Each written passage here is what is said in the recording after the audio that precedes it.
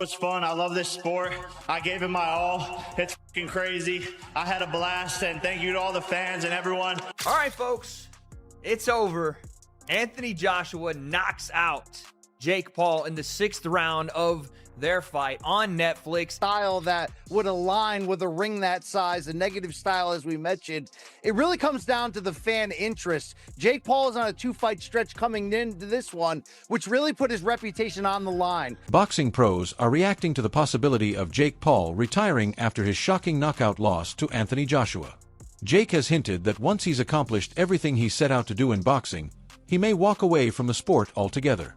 Even more surprising, he suggested a potential move to the NFL, signaling a dramatic shift in his athletic journey. Is this the end of Jake Paul's boxing chapter, or just the start of something completely different? Oh, after this, like legitimately, just to play like safety and just deck people. No, I swear to God, I'm about to bring hella ratings to whatever team I'm on. Where would you want to go if you can go to any team? Shit, the Browns. So I can run a 4.3 He's 40. the fastest man on the planet. I got hands. I have the size, the power. I can knock people out with one punch. So why can't I play free safety? Do you think you coming into the NFL would be the equivalent of like when an NFL player says, I'm going to try to box now? No, because I played football my whole life. At the end of the day, it's coverage, knowing your plays, and then just being fast. And The boxing world is reacting hard after the fight. Former champion IB didn't hold back following the shocking knockout, posting an explosive take on Jake Paul's future. Jake Paul knocked out. His career is over. This bum is done. Duke McKenzie also weighed in, pointing out just how undersized Jake Paul was against Anthony Joshua. McKenzie explained that even when Jake tried to throw punches, he couldn't properly reach AJ, exposing the massive mismatch. McKenzie went even further, warning that Jake should stop this now, saying continuing to take fights like this could be dangerous and seriously damage his boxing legacy. Tried to throw a shot, he would lunge in, jump in, and because he was so short, he'd miss. And then he ended up stumbling over his feet and falling over. Sometimes in that fight, he reminded me of, have you seen that Kung Fu film called The Drunken Master? Except for he wasn't a master. As a Kung Fu guy who walks around and normally kicks people's ass, but he looks drunk all the time. That's what that fight reminded me of. It was such a poor showing from Jake Paul. You know, I mean, it's a well-documented fact. There was a lot of money on the line. And I'm sure you, Max, as I would, and anybody else in the street would fight Anthony Joshua for 75 million. You just would. And the same thing would happen.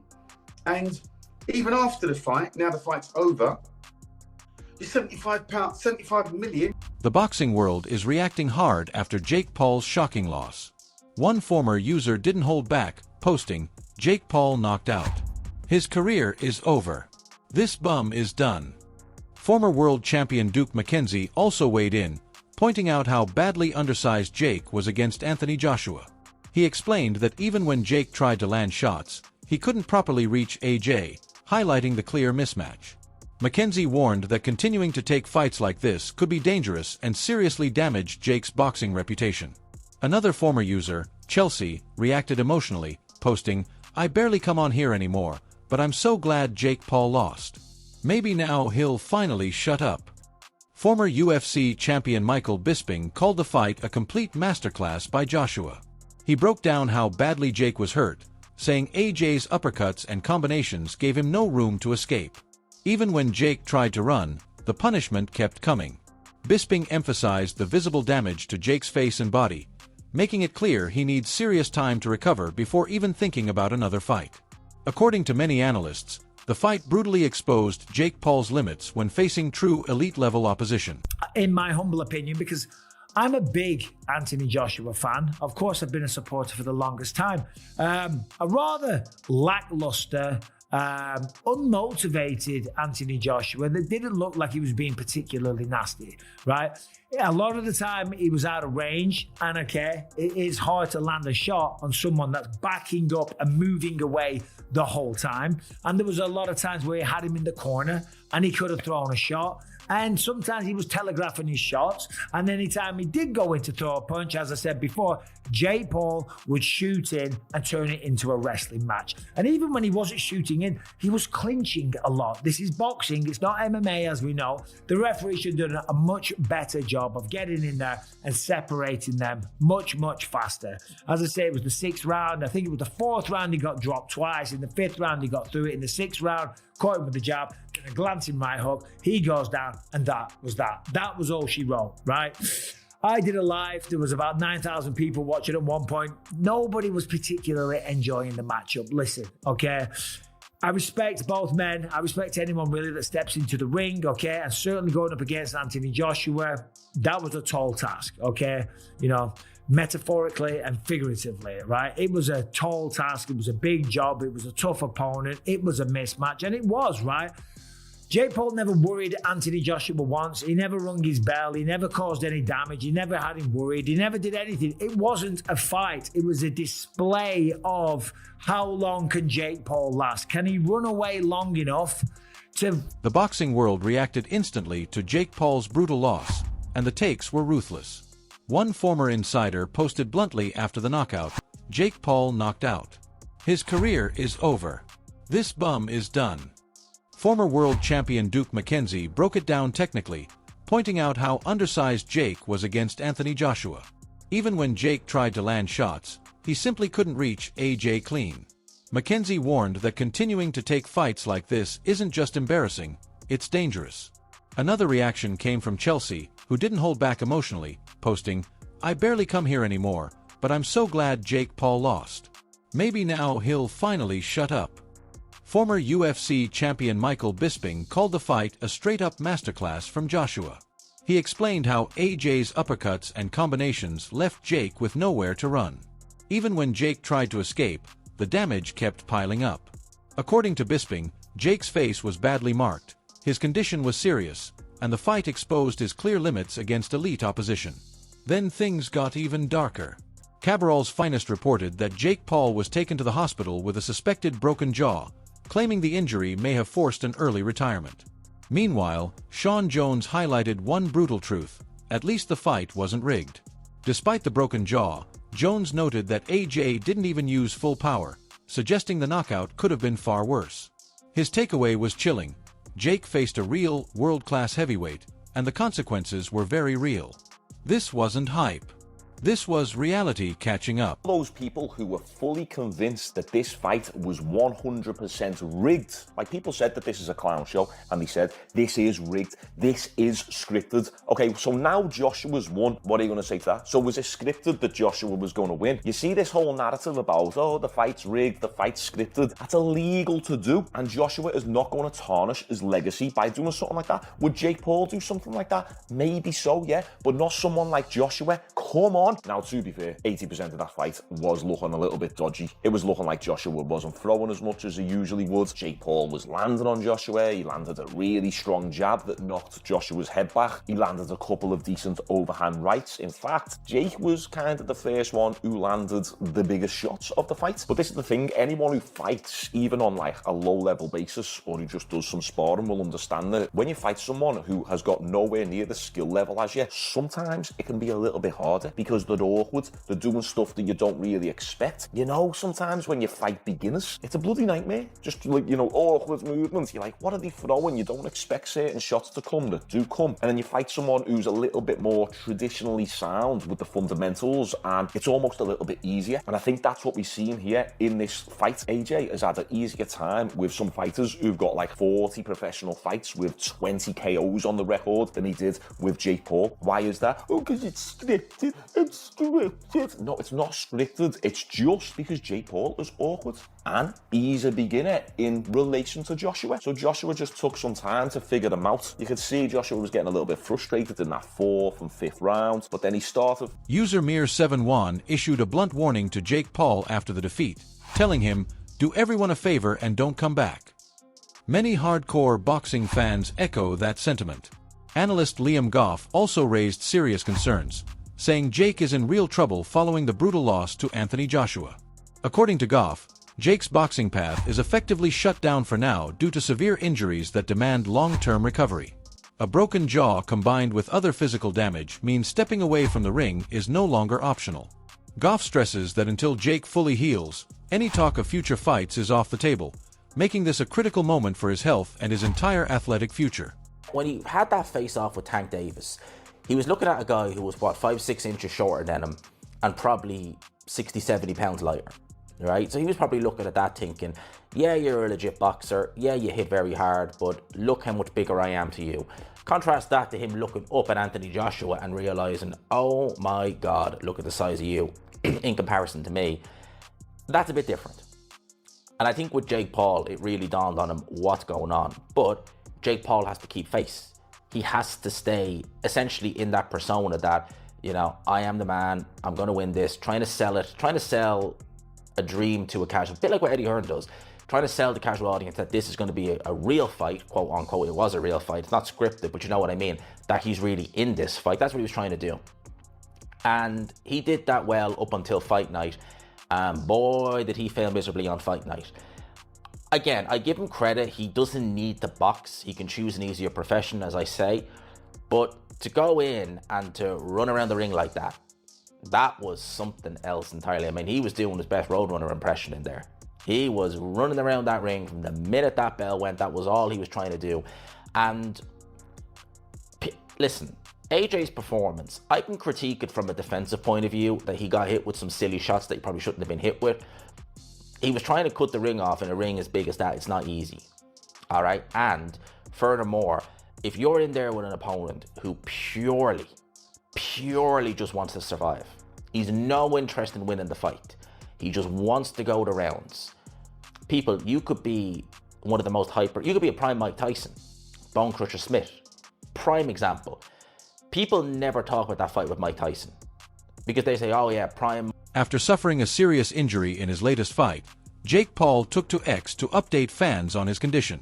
He confirmed that he had undergone surgery, saying everything went smoothly, while thanking his doctors and medical staff for their care.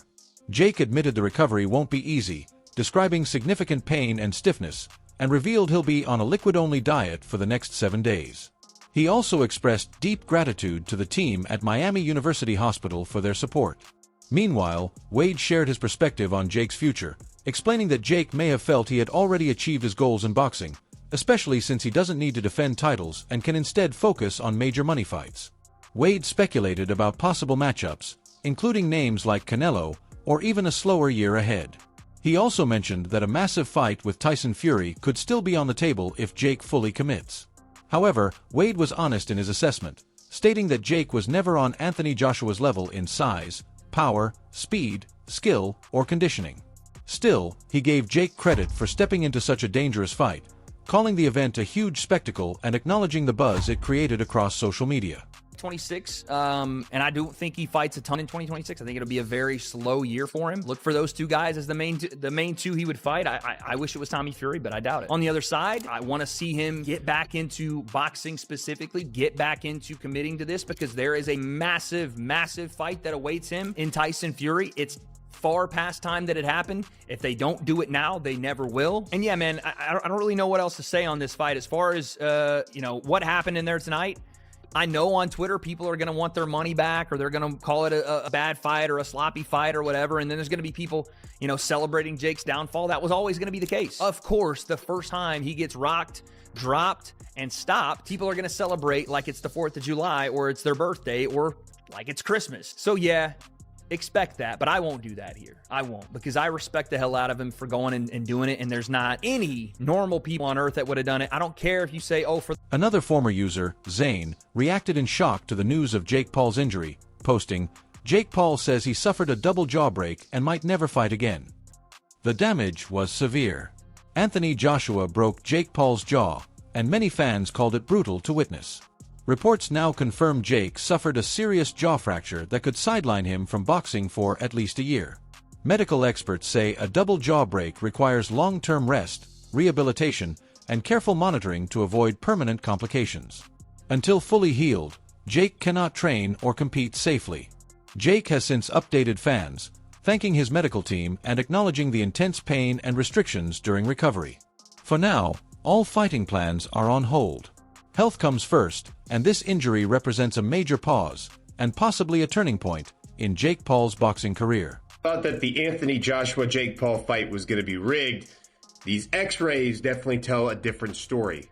So on December 19th of 2025, as I'm sure most of you are probably aware, Jake Paul fought the two-time unified heavyweight champion Anthony Joshua at the Cassia Center in Miami, Florida, which was streamed exclusively on Netflix as part of a major boxing event that was promoted by Paul's Most Valuable Promotions. The ending result was Anthony Joshua won by knockout in the 6th round after Jake Paul was knocked down 4 times in total, twice in the 5th round and twice in the 6th round. Anthony Joshua landed 48 punches on Jake Paul compared to Jake Paul landing about 16 on Anthony Joshua. And this is the second professional loss of Jake Paul's fighting career, dropping his record down to 12-2. Now, Jake Paul ended up suffering a double broken jaw during the fight and was taken to the hospital afterward, skipping the post-fight press conference, probably because he probably couldn't talk. But in his in-ring interview, he said, "That was crazy. I had a blast. I think my jaw is broke." Anyway, as far as his professional fighting career is concerned, as of December 20th of 2025, he doesn't have any new opponents that have been announced, and it's expected that his jaw injury is going to take 4 to 6 weeks to recover from. Regardless of how you feel about him, that dude fought a 2-time heavyweight champion and survived. And I think we can all agree that regardless of how you feel, that takes some... Brian Campbell and Shaquille Majuri broke down Jake Paul's recent fight on CBS Sports, offering a detailed look at his performance and game plan. They noted that Jake relied heavily on movement and defense, staying elusive and avoiding corners, which helped him survive longer than many expected. However, they questioned how realistic a cruiserweight title run would be if he continues to avoid sustained exchanges with elite fighters.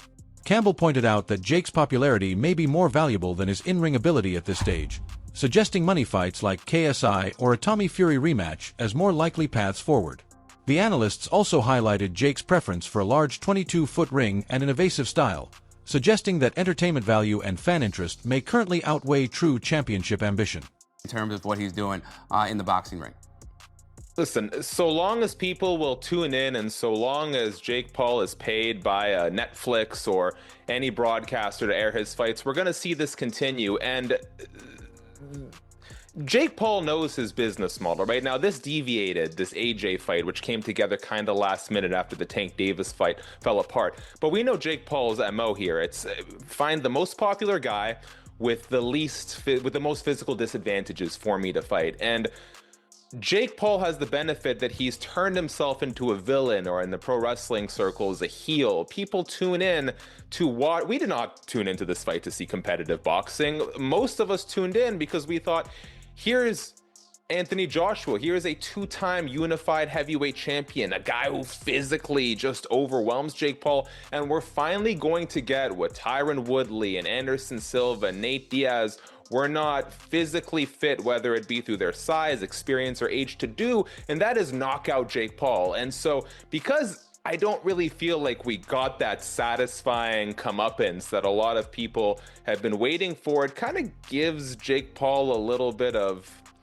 mystique, I'd almost say, to still try and string this along. Now, I don't know in terms, he says he wants to be cruiserweight champion.